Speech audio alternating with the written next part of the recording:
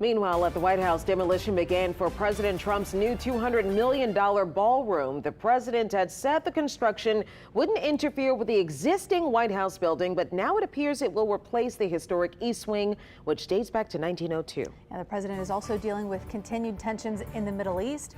Erica Brown joins us from the White House now, where officials are working to keep that peace deal on track. Erica?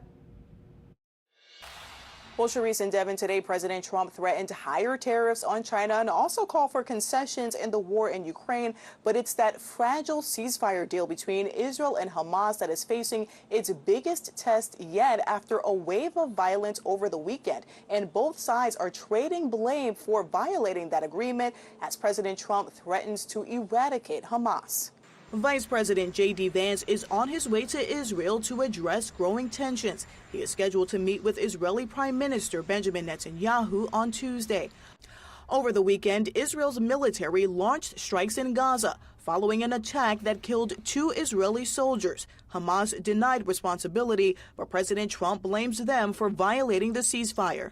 They're going to be very good. They're going to behave. They're going to be nice. And if they're not, we're going to go and we're going to eradicate them if we have to. They'll be eradicated. Trump said that he did not mean U.S. boots on the ground, but that there were many countries who were part of the peace deal who said they would be willing to offer assistance. I mean, we've had countries calling me when they saw some of the killing with Hamas, saying we'd love to go in and take care of the situation ourselves. As the White House pushes its nationwide crackdown on crime, an appeals court handed the Trump administration a legal victory Monday, ruling President Trump can deploy National Guard troops to Portland, Oregon.